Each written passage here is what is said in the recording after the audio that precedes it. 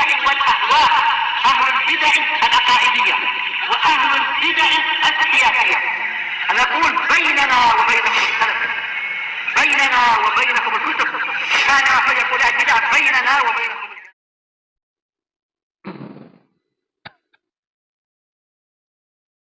Bismillahirrahmanirrahim.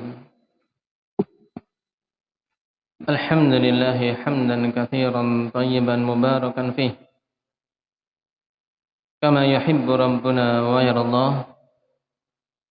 Asyhadu an la ilaha illallah wahdahu la syarika lah. Wa asyhadu anna Muhammadan 'abduhu wa rasuluh. Sallallahu alaihi wa ala alihi wa ashabihi wa man tabi'ahum bi ihsanin ila yaumiddin. Amma ba'd. Ikhwanil kiram rahimani wa rahimakumullah. Alhamdulillah, kita memuji Allah Subhanahu wa taala dan bersyukur kepadanya atas semua nikmat yang dianugerahkannya kepada kita, baik itu yang zahir maupun yang batin. Terkhusus lagi pada kesempatan kali ini, tatkala Allah Subhanahu wa taala berikan taufik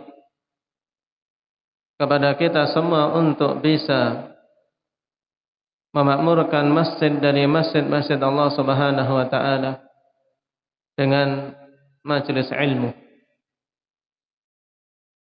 Sebagaimana pula kita bersyukur kepadanya tatkala Allah Subhanahu wa taala berikan taufik kepada kita semua untuk bisa melangkahkan kaki-kaki ini ke majelis ilmu. Walaupun ada penghalang berupa hujan atau hal-hal yang lain yang mana sebagian saudara-saudara kita tidak bisa menghadirinya, maka hendaknya ini merupakan hal yang kita syukuri dan kita ingat sebagai nikmat yang agung. Dan alhamdulillah, pada pertemuan yang lalu kita telah membahas salah satu akidah dari akidah Ahli Sunnati wal Jamaah berkaitan dengan azab kubur, yang telah kita bahas pada pertemuan yang lalu, hal-hal yang wajib diimani oleh setiap mukmin setelah kematiannya. Pertama kali yang dialami oleh seorang mukmin atau setiap orang bahkan setelah dikuburkan apa? Abdul Hamid, Tayyib. Yang pertama kali adalah dhammatul qabr, yaitu himpitan kubur. Tayyib. Himpitan kubur ini menimpa siapa? Nah, semua orang kecuali para nabi dan rasul yang saleh, apalagi yang thaleh, semuanya akan merasakan himpitan kubur ini, dikecualikan para anbiya war rasul, yang menunjukkan bahwasanya himpitan kubur juga menimpa orang-orang saleh yang dikhabarkan oleh Nabi sallallahu alaihi wasallam tentang siapa?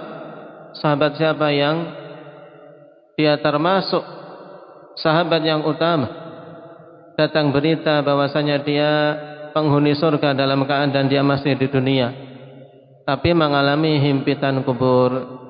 Siapa namanya? Abu Hizam? Sahabatnya siapa? Sa'ad ibn Mu'adz. Sa'ad ibn Mu'adz, ikhwan. Sa'ad ibn Mu'adz, yang ketika beliau meninggal, arsy sampai bergetar. Tayyib. Namun dalam keadaan demikian, beliau tetap mengalami himpitan kubur sebagaimana dikabarkan oleh Nabi sallallahu alaihi wasallam. Kemudian setelah himpitan kubur yang akan dialami adalah fitnatul qabr.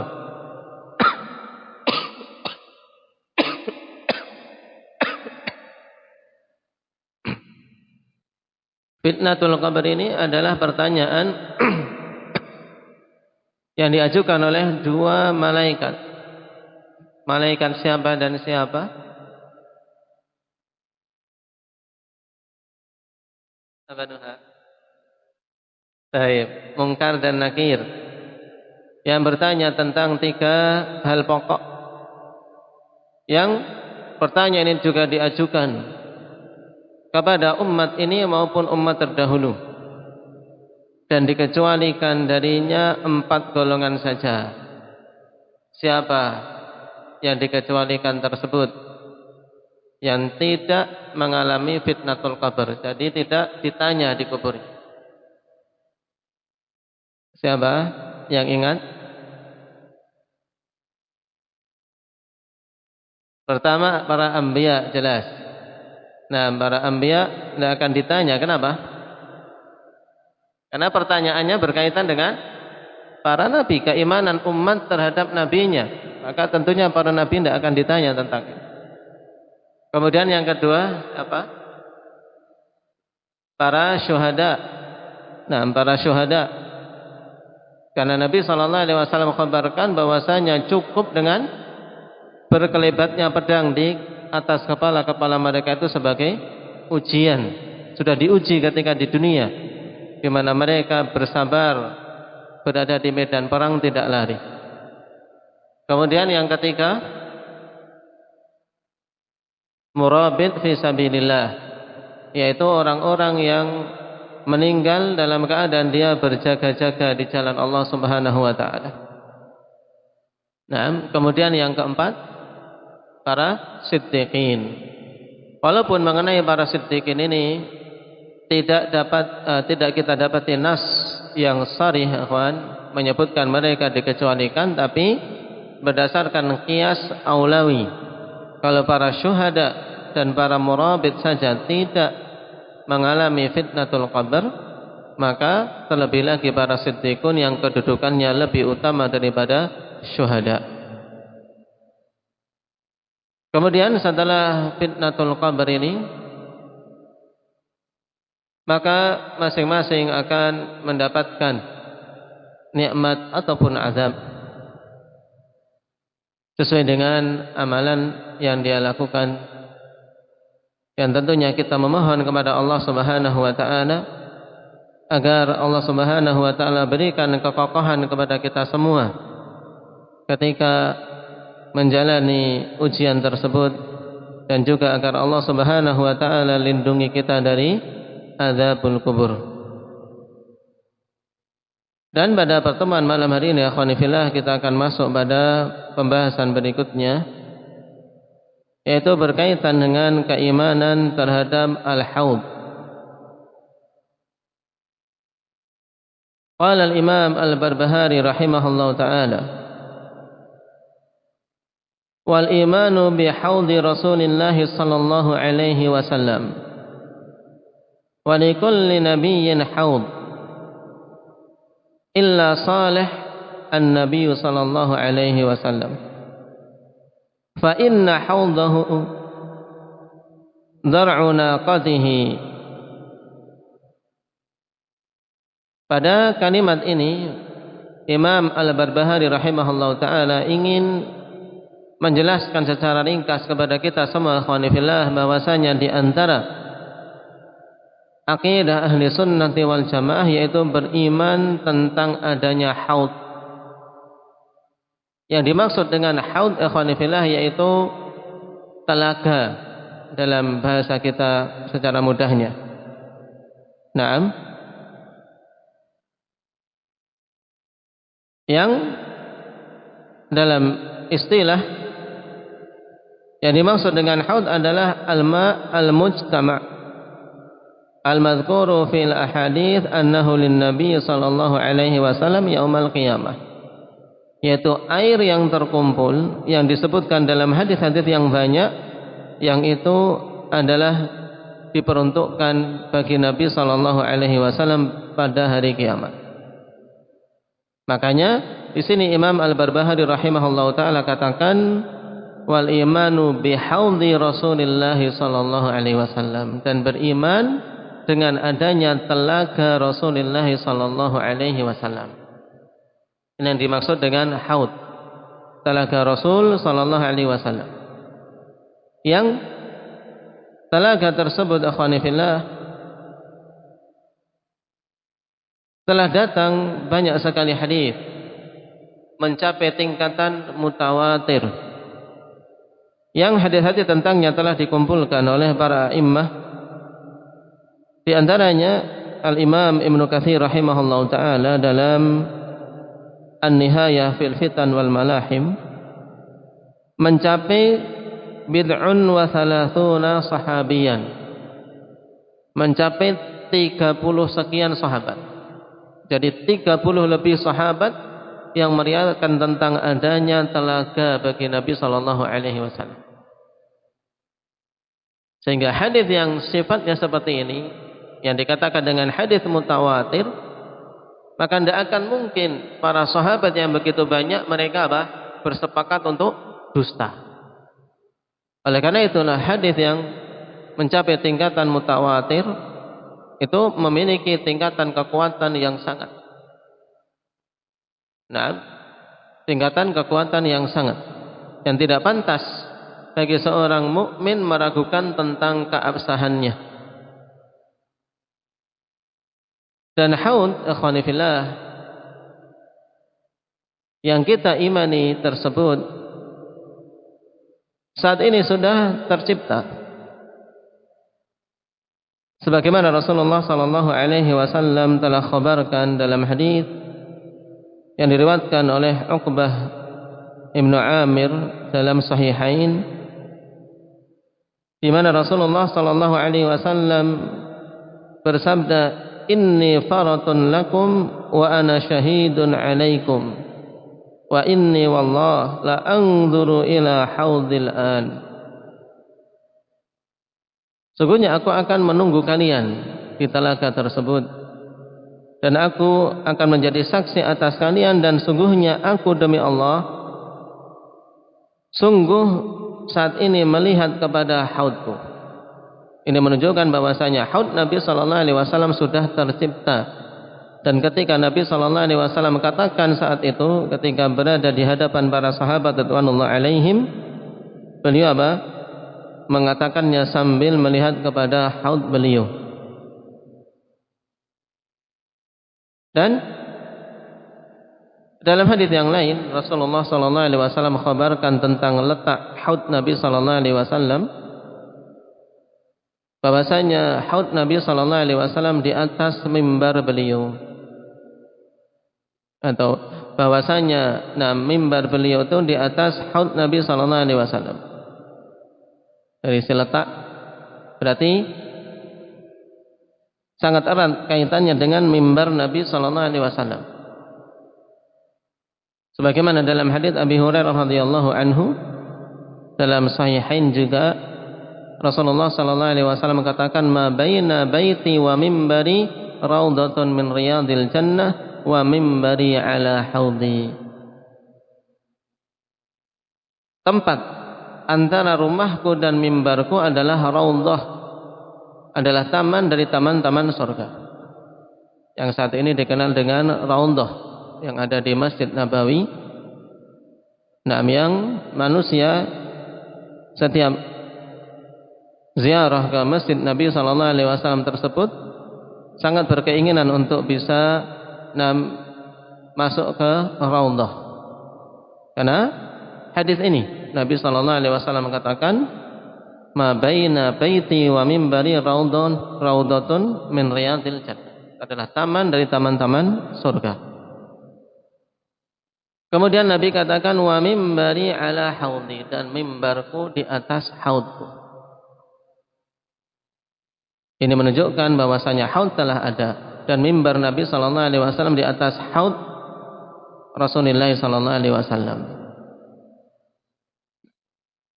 Dan dalam perkara yang seperti ini, akhwanifillah, tidak perlu kita bertanya bagaimananya. Cukup kita beriman dengan khabar dari Nabi sallallahu alaihi wasallam, karena perkara gaib, perkara yang kewajiban kita adalah mengimaninya walaupun saat ini tidak melihatnya. Dan Nabi sallallahu alaihi wasallam telah sifati haud beliau tersebut, akhwanifillah, dengan sifat yang sangat detail.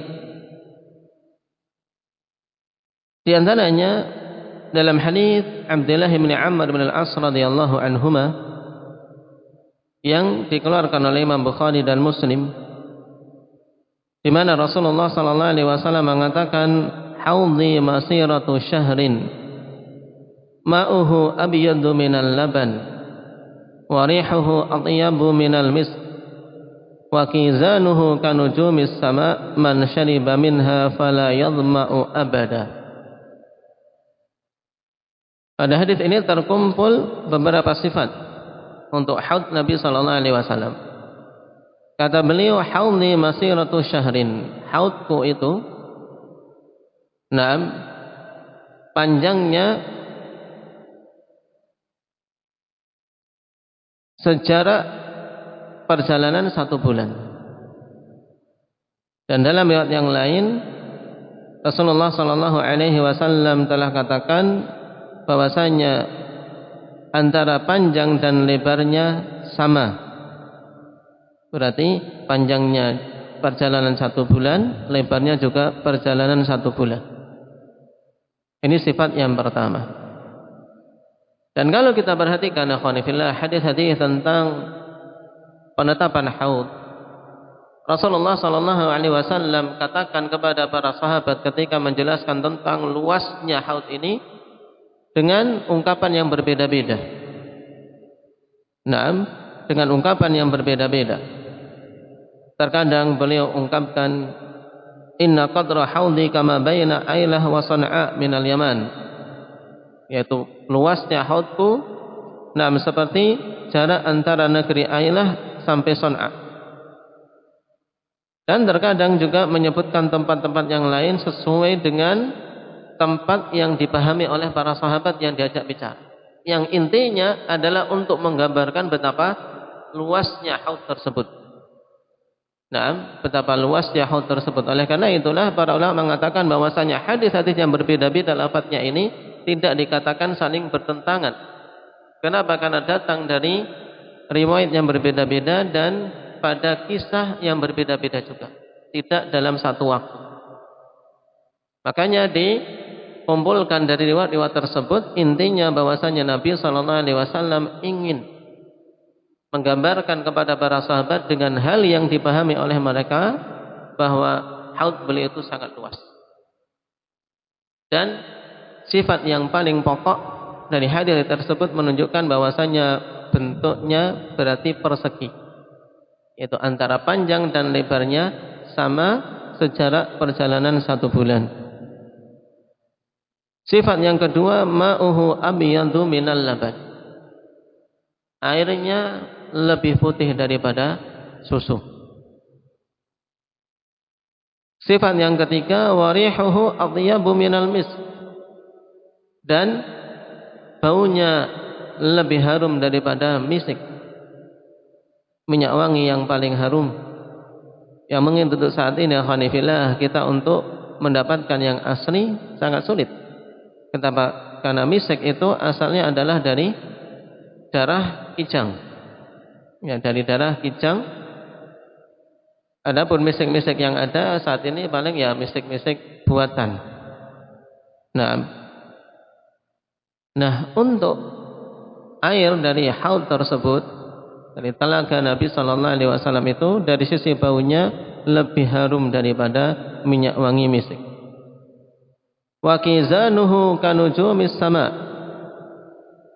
Sifat yang keempat, gelas-gelasnya seperti bintang-bintang di langit. Dari sisi jumlahnya, juga mungkin dari sisi berkilat-kilatnya. Menunjukkan banyak sekali gelas-gelas yang sudah disediakan di telaga Nabi sallallahu alaihi wasallam untuk umat beliau yang melewatinya tinggal meminum darinya. Sifat yang berikutnya, man syariba minha fala yadma'u abada. Siapa saja yang minum dari telaga tersebut tidak akan pernah merasakan haus selama-lamanya. Subhanallah. Satu kali tegukan minum dari telaga Nabi sallallahu alaihi wasallam, akhwanifillah, tidak akan pernah merasakan lagi rasa haus selama-lamanya. Nah, maka ini adalah air yang mubarak, air yang diberkahi. Bagaimana tidak? Satu teguk yang diminum dari situ menghilangkan dahaga selama-lamanya. Nah, air yang diberkahi, padanya kebaikan yang banyak. Mungkin seorang akan bertanya-tanya terus, kalau sudah masuk surga, apa mereka tidak minum? Kalau sudah tidak haus, apakah di surga berarti tidak minum? Pak Anas, oh, enggak haus. Nah, minumnya manusia di surga, akhwanifillah, tidak harus karena haus. Karena apa? Mereka minum untuk bernikmat-nikmat. Minum untuk bernikmat-nikmat. Sebagaimana kita di dunia terkadang tidak haus saja, ada minuman lezat, minumlah. Disuguhi lagi minuman yang lain yang lezat, minum lagi. Demikian pula keadaan manusia di surga. Nah, telah hilang rasa haus dengan satu kali minum dari telaga Haud, yang dari telaga Nabi sallallahu alaihi wasallam. Dan apabila si hamba tadi masuk ke dalam surga, tetap tidak akan merasakan haus. Hanya saja mereka akan makan dan minum sesuai dengan keinginannya, sebagai bentuk apa? Bernikmat-nikmat dengan apa yang Allah Subhanahu wa taala sediakan di sana. Sifat berikutnya dari haud ini, akhwani fillah, yaitu dari sisi rasanya. Rasulullah sallallahu alaihi wasallam telah kabarkan bahwasanya ma'uhu ahla minal asal. Bahwasanya air dari telaga tersebut ahla minal asal, yaitu lebih manis daripada madu. Sebagaimana dalam hadis Abi Dzar radhiyallahu anhu dalam Sahih Muslim.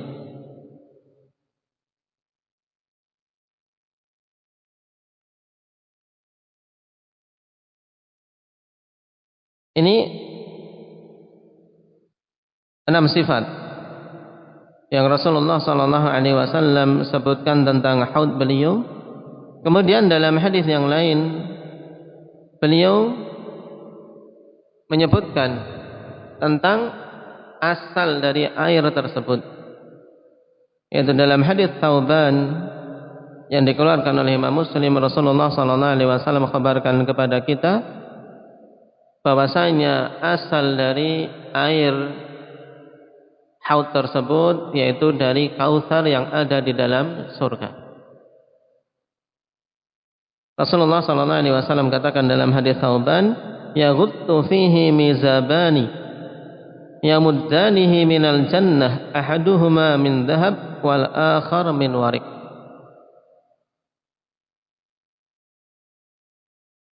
Menyemburkan air ke telaga tersebut 2 saluran yang berasal dari surga. Salah satunya saluran terbuat dari emas dan yang lainnya terbuat dari perak.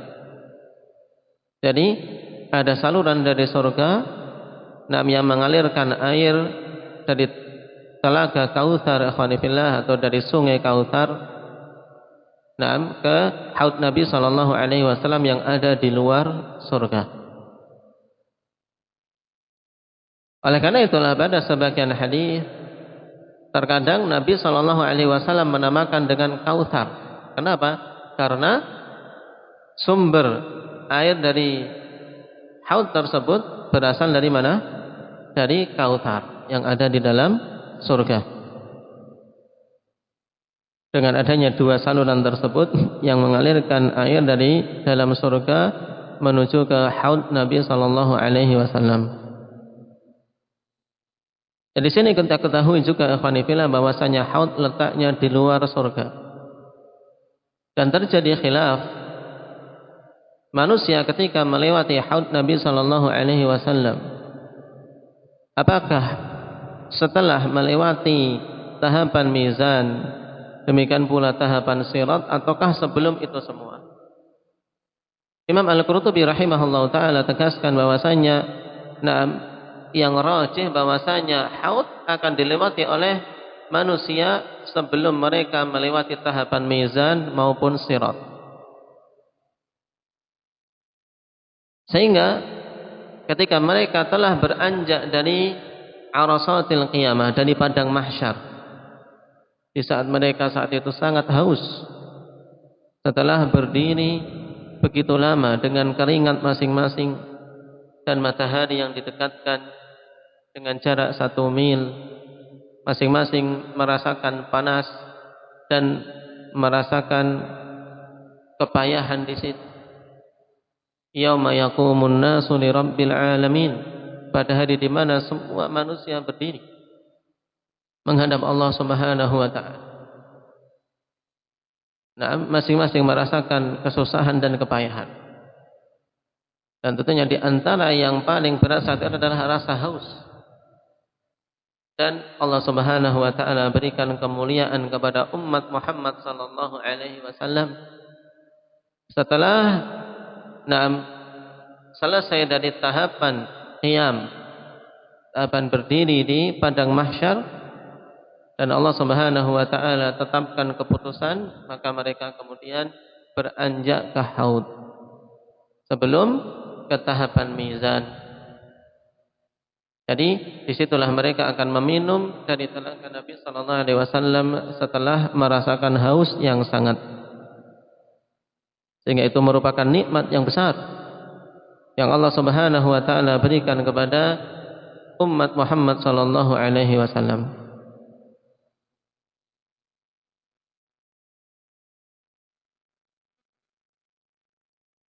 Kemudian di antara perkara yang Rasulullah sallallahu alaihi wasallam khabarkan berkaitan dengan haud ini akhwani fillah, yaitu adanya kaum dari umat beliau sallallahu alaihi wasallam yang sudah hampir meminum dari telaga tersebut tapi kemudian diusir oleh para malaikat. Sebagaimana Rasulullah sallallahu alaihi wasallam khabarkan dalam hadis Anas radhiyallahu anhu dalam Sahih Muslim, demikian pula dalam Sahih Bukhari,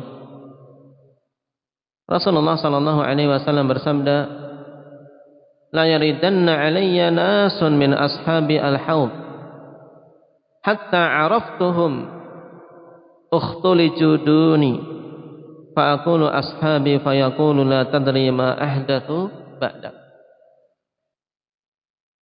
Sungguh akan melewatiku manusia dari kalangan sahabat-sahabatku, melewatiku di haud, sampai tatkala aku telah mengenal mereka ternyata mereka dijauhkan dariku, diusir. Maka aku katakan mereka adalah sahabat-sahabatku. Maka dijawab, sungguh engkau tidak tahu apa yang telah mereka adakan setelahmu. Maka hadis ini dalil yang sangat jelas adanya kaum yang terusir dari telaga Nabi sallallahu alaihi wasallam, sekaligus dalil yang sangat jelas bahwasanya Nabi sallallahu alaihi wasallam setelah beliau wafat tidak mengetahui perkara yang gaib. Bahkan tentang keadaan sebagian orang yang beliau kenal, ternyata setelah wafatnya Nabi sallallahu alaihi wasallam murtad, beliau tidak mengetahuinya. Sebagaimana dalam hadis yang lain ditegaskan bahwasanya mereka ini murtad, keluar dari Islam sepeninggal Nabi sallallahu alaihi wasallam. Dalam sebagian riwayat, yaitu dalam riwayat Abi Hurairah di Sahihain, "Innaka la ilma laka bima ahdathu ba'dak, innahum murtaddu ala adbarihimul qahqara."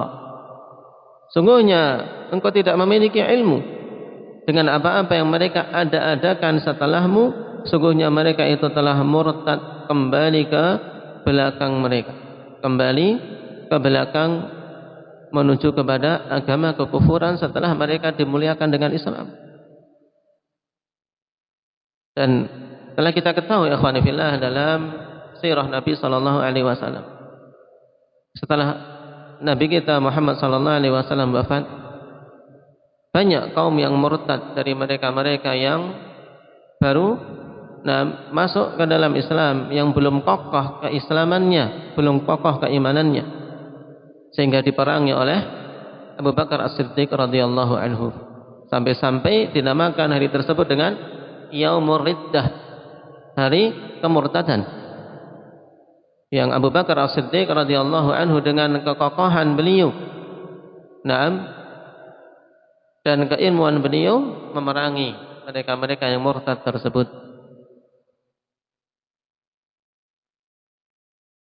Dari sini kita ketahui bahwasanya di antara golongan yang sangat jelas mereka akan terusir dari telaga Nabi sallallahu alaihi wasallam yaitu orang-orang yang murtad. Kemudian yang kedua yaitu orang-orang yang membuat kebid'ahan-kebid'ahan di dalam agama. Karena Nabi sallallahu alaihi wasallam katakan, "Innaka la tadri ma ahdatsu ba'dak." Dan al-ihdats ini sifatnya umum, ikhwan. Ihdats fid din, mengada-adakan perkara yang baru di dalam agama, itulah kebid'ahan. Sehingga ahli bid'ah mereka adalah termasuk orang-orang yang terusir dari telaga Nabi sallallahu alaihi wasallam, tidak akan bisa meminum dari telaga tersebut. Demikian juga masuk dalam keumuman kata ihdaats ikhwani fillah, yaitu mereka-mereka yang membuat kejahatan di muka bumi, berbuat kemaksiatan secara terang-terangan. Dan dalam hadis yang lain, Rasulullah SAW juga sebutkan di antara sifat mereka-mereka yang terusir dari haud adalah orang-orang dari kalangan penjilat penguasa, yang mengikuti kedustaan para penguasa dan mengusungnya, membela mereka walaupun mereka berbuat kezaliman. Ini juga terancam untuk tidak bisa minum dari telaga Nabi sallallahu alaihi wasallam. Sebagaimana dalam hadis Ka'ab bin Ujrah, di mana Rasulullah sallallahu alaihi wasallam bersabda, "Isma'u, hal sami'tum annahu sayakunu ba'di umara, faman dakhala 'alaihim fasaddaqahum bikadzibihim wa 'anahum 'ala dzulmihim falaysa minni wa lastu minhu." Dengarkanlah, apakah kalian telah mendengar bahwasanya akan ada setelahku para umara, yaitu para penguasa-penguasa yang berbuat zalim. Maka siapa saja yang masuk kepada mereka, masuk ke pintu-pintu penguasa, kemudian membenarkan kedustaan-kedustaan mereka dan menolong kezaliman mereka, falaysa minni, maka dia bukan termasuk golongan. Walastu minhu, dan aku juga tidak termasuk darinya. Walaysa biwaridin alayya al-haud, dan dia tidak akan melewati telagaku, tidak akan bisa minum dari telaga Nabi sallallahu alaihi wasallam. Maka ini ancaman yang keras akhwani fillah dari Nabi sallallahu alaihi wasallam bagi siapa-siapa yang menjadi penjilat para penguasa. Oleh karena itulah dulu para salaf kita, mereka berusaha untuk menjauh dari pintu-pintu para penguasa. Kenapa? Karena berat tanggungannya. Kenapa? Karena harus mengingkari kemungkaran yang dilihat dan harus mengingkari kezaliman yang dilihat, dan kebanyakan manusia tidak mampu untuk menunaikan itu. Kalau sudah di hadapan penguasa, mengingkari berat. Paling bisanya mengingkari dalam hati.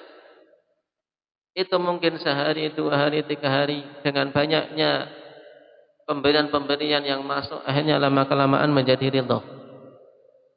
Nah, lama-lama menjadi ridho dengan kezaliman, ridho dengan kemaksiatan-kemaksiatan yang ada.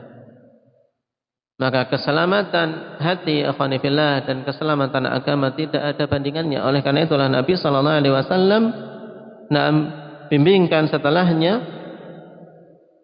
kata beliau, "Wa man lam yadkhul 'alaihim wa lam yu'inhum 'ala dzulmihim wa lam yusaddiqhum bikadzibihim fa huwa minni wa ana minhu wa huwa waridun 'alayyal haud." Dan siapa saja yang tidak masuk kepada para penguasa dan tidak membantu kezaliman-kezaliman mereka serta tidak membenarkan kedustaan-kedustaan mereka, maka dia termasuk dariku dan aku termasuk darinya, dan dia akan melewati telaga. Oleh karena itulah akhwani fillah, ketika seorang hamba terselamatkan dari perkara ini, maka banyak-banyak bersyukur pada Allah Subhanahu wa taala. Dulu sebagian salaf mereka ketika dicari oleh para penguasa, padahal saat itu penguasa dalam keadaan baik, dicari untuk menjadi qadhi, untuk menjadi hakim, dicari untuk menjadi pengajar anak-anaknya, mereka berusaha untuk menjauh karena khawatir fitnah yang banyak memakan korban ini. Demi menjaga keselamatan agamanya. Dan pada zaman sekarang kebalikannya, manusia berupaya untuk mendekat kepada para penguasa demi bisa mendapatkan sedikit dari perkara duniawi, walaupun harus mengorbankan agamanya, wal'iyadzubillah. Dan yang seperti ini terancam untuk tidak bisa minum dari telaga Nabi sallallahu alaihi wasallam.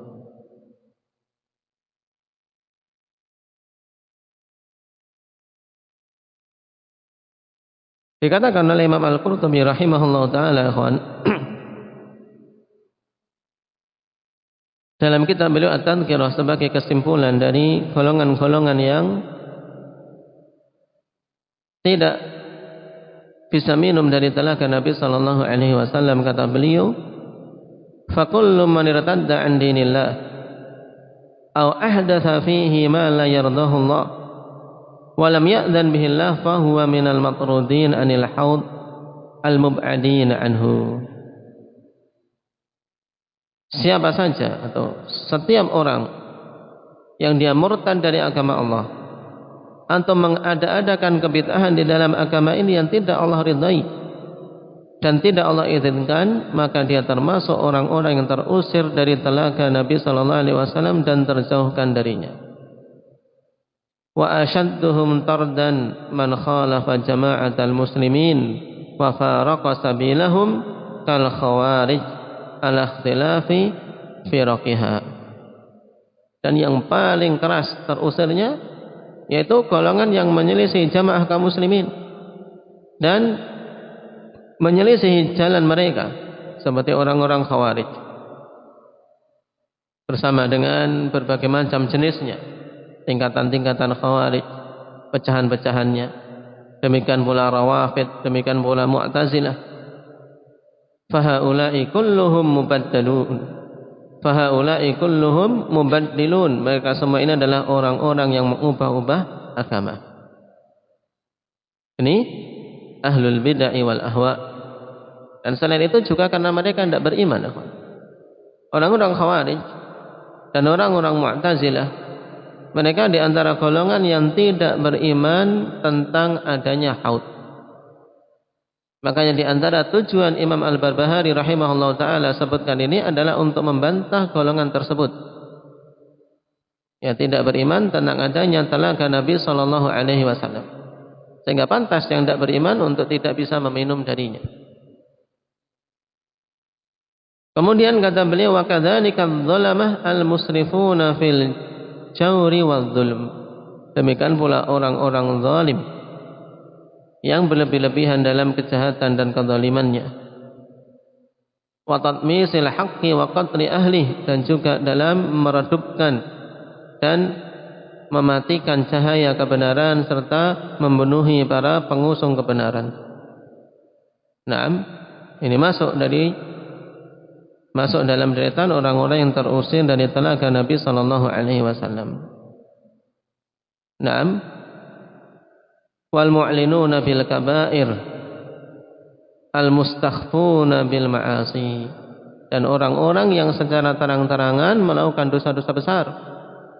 Naam, dan orang-orang yang meremehkan kemaksiatan-kemaksiatan ini juga terancam tidak bisa minum dari telaga Nabi sallallahu alaihi wasallam. Dan tentunya kita memohon kepada Allah Subhanahu wa taala agar terjauhkan dari golongan-golongan tersebut. Di antara sebab utamanya akhwani fillah untuk bisa selamat, dan yaitu dengan memurnikan ittiba' terhadap Nabi sallallahu alaihi wasallam. Memurnikan keikhlasan dalam beragama dan memurnikan ittiba' terhadap Rasulullah sallallahu alaihi wasallam. Dengan itu biidznillah tabaraka wa taala seorang akan bisa minum dari telaga Rasulullah sallallahu alaihi wasallam. Karena memang itu dijanjikan bagi umat beliau yang memang betul-betul mengikuti beliau. Allah Subhanahu wa taala telah katakan, "Qul in kuntum tuhibbunallaha fattabi'uni yuhibbukumullah wa yaghfir lakum dzunubakum." Jika kalian mengaku mencintai Allah Subhanahu wa taala, maka ikutilah aku. Ikutilah aku, yaitu ikutilah Nabi sallallahu alaihi wasallam. Maka Allah Subhanahu wa taala akan mencintai kalian dan mengampuni dosa-dosa kalian. Jadi untuk bisa mendapatkan kecintaan Allah dan pengampunannya dengan ittiba'. Sebagaimana pula dengannya seorang akan bisa minum dari haud Nabi sallallahu alaihi wasallam ini.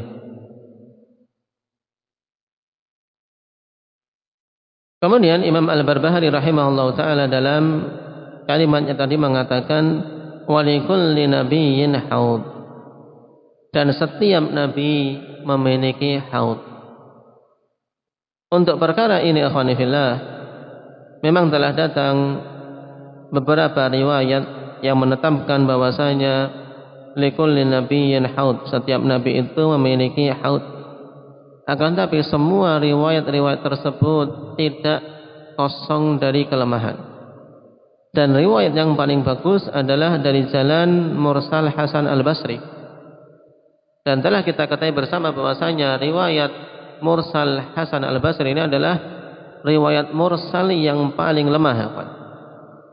Ad'aful marasil, mursal yang paling lemah adalah mursalnya Hasan Al-Basri. Naam, oleh karena itulah dalam perkara ini, apakah setiap nabi itu memiliki haud? Kita katakan wallahu a'lam.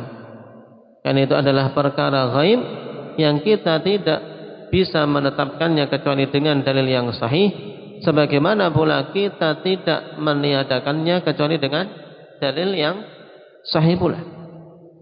Dan itu ada perkara gaib, maka kita tidak menetapkannya, tidak pula kita meniadakannya. Sehingga kita katakan wallahu ta'ala a'lam.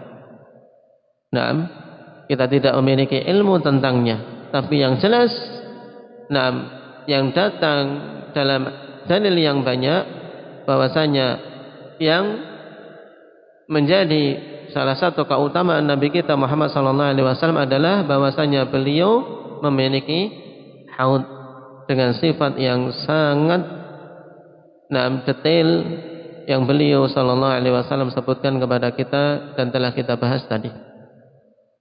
Sebagaimana pula beliau diberi al-kautsar dalam ayat inna a'tainakal kautsar fashalli li rabbika wanhar inna syani'aka huwal abtar.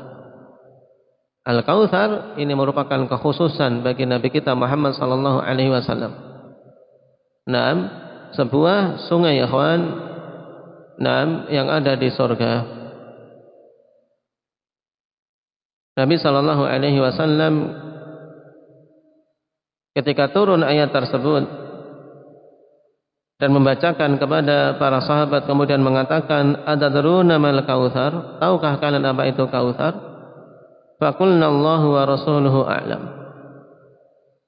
Qala fa innahu nahrun wa'adanihi Rabbi azza wa jal alaihi khairun katsir.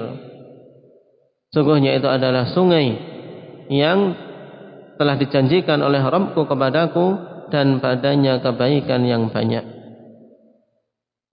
Naam. Jadi Al-Kautsar nahr. Naam, suatu sungai yang ada di surga. Naam, yang diperuntukkan bagi Nabi sallallahu alaihi wasallam. Kemudian dalam kelanjutan hadits ini, huwa haudun taridu alaihi ummati yaumal qiyamah. Dan itu adalah haud yang umatku akan melewatinya. Nah, dari sini kita ketahui bahwasanya haud yang ada di luar surga disebut juga dengan kautsar. Kenapa? Karena memang asal dari apa? Dari air telaga tersebut, dari kautsar yang ada di surga. Nah,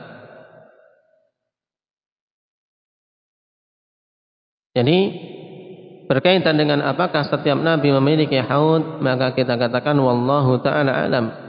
Karena dalil yang menetapkan tentang hal tersebut derajat yang dhaif. Kemudian kata Imam Al-Barbahari rahimahullahu ta'ala, illa salih an-nabi, kecuali salih, yaitu Nabi Saleh alaihi salam. Beliau kata Imam Al-Barbahari tidak memiliki haud. Kenapa? Fa inna haudahu dar'u naqatih. Karena sungguhnya haud yang diberikan kepada beliau adalah apa? Adalah puting susu dari ontanya. Di mana puting susu ontanya tersebut bisa mencukupi apa? Umat beliau secara keseluruhan, sebagaimana dalam kisah Nabiullah Saleh. Allah Subhanahu wa taala berikan kepada beliau seekor unta betina. Naam, yang Allah Subhanahu wa taala berikan peraturan kepada kaum Nabi Saleh bahwasanya mereka semua bisa meminum dari air susu unta tersebut sehari, dan untuk besoknya mereka apa? Mereka harus menahan diri. Jadi selang-seling. Dan cukup untuk semua umat Nabiullah Saleh. Nah, makanya dikatakan di sini haudnya Nabi Saleh itu sudah digantikan dengan puting susu unta tersebut. Cuma ikhwani fillah, riwayat ini datang dengan apa? Dengan sanad yang maudhu', derajatnya maudhu', yaitu hadis yang palsu. Sebagaimana ditegaskan oleh Imam Ibnul Jauzi rahimahullahu taala dalam Maudhu'at. Jadi derajatnya palsu, tidak bisa kita jadikan sebagai pegangan.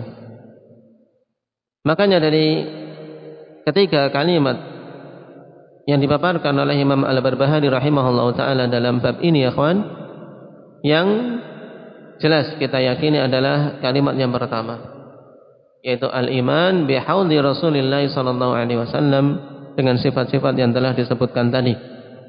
Adapun poin kedua tentang penetapan bahwasanya setiap nabi memiliki haud, maka kita tidak bisa untuk menetapkannya karena dalilnya lemah. Demikian pula bahwasanya haudnya Nabi Saleh adalah puting susu dari unta beliau, ini juga kita tidak bisa menetapkannya. Naam, karena riwayatnya maudhu'. Tapi yang jelas bahwasanya memang di antara mukjizat Nabiullah Saleh adalah apa? Dengan Allah Subhanahu wa taala berikan kepada beliau seekor unta betina dengan air susu yang bisa mencukupi seluruh umat beliau. Naam.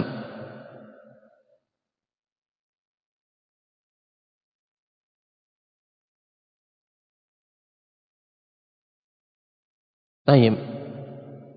Mungkin ini beberapa pokok-pokok akidah ahli sunnati wal jamaah ikhwani fillah berkaitan dengan haud yang kita imani, karena banyaknya riwayat tentang hal tersebut, dan itulah adab setiap mukmin.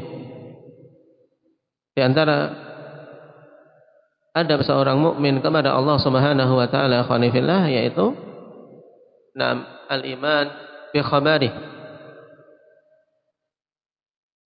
dan juga adab terhadap Rasulullah sallallahu alaihi wasallam. Beriman dengan khabar-khabar dari Rasulullah sallallahu alaihi wasallam tanpa ada keraguan sedikit pun, walaupun kita belum melihatnya. Karena inilah pembeda antara orang beriman dengan yang tidak. Keimanan itu diuji akhanifillah ketika seorang hamba harus meyakini perkara yang belum dilihat.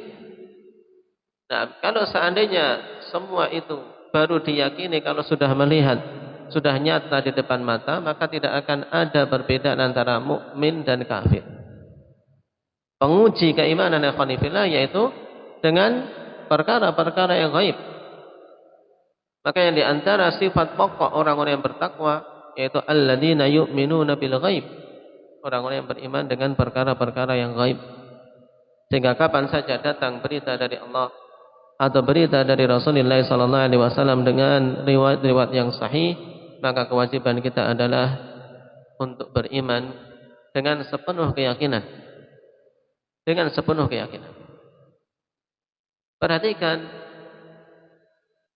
sahabat yang mulia Abu Bakar As-Siddiq. Beliau mencapai tingkatan yang sedemikian tinggi dari kalangan umat Muhammad sallallahu alaihi wasallam. Di antara sebab utamanya adalah karena kekokohan iman beliau dan keyakinan beliau yang sangat terhadap berita-berita Nabi sallallahu alaihi wasallam. Tidak ada keraguan sedikit. Makanya sampai-sampai beliau dikenali dengan As-Siddiq. As-Siddiq. Dan beliau orang yang pertama kali ketika ditanya tentang peristiwa Isra Mi'raj, apakah percaya atau tidak, maka beliau mengatakan, aku percaya dengan hal yang lebih dahsyat dari itu, apalagi berkaitan dengan Isra Mi'raj. Tidak ada keraguan sedikit. Inilah keimanan. Inilah keimanan, inilah keyakinan yang harus senantiasa dari hari ke hari akhanifillah kita pupuk. Kita pupuk. Karena dengan keimanan yang kokoh, yang kemudian terwujud dengan amalan saleh yang bagus, seorang akan bisa menghadap Allah Subhanahu wa taala dengan membawa kebaikan yang banyak. Allah Subhanahu wa taala katakan, "Wa may ya'tihi mu'minan qad 'amila shalihati fa ulaika lahumud darajatul 'ula." Siapa saja yang datang kepada Allah dalam keadaan beriman dan dia telah beramal saleh, maka baginya derajat-derajat yang tinggi. Apa itu? Jannatu 'adnin tajri min tahtiha al-anharu khalidina fiha wa dzalika jazaa'u man tazakka. Itu surga Aden yang mengalir di bawahnya sungai-sungai, mereka kekal di dalamnya, dan itu adalah balasan bagi orang-orang yang senantiasa berupaya untuk membersihkan dirinya. Kita memohon pada Allah Subhanahu wa taala agar termasuk dari hamba-hamba yang dimuliakan tersebut. Nasallallahu taufiq wa sadad. Walhamdulillahirabbil alamin.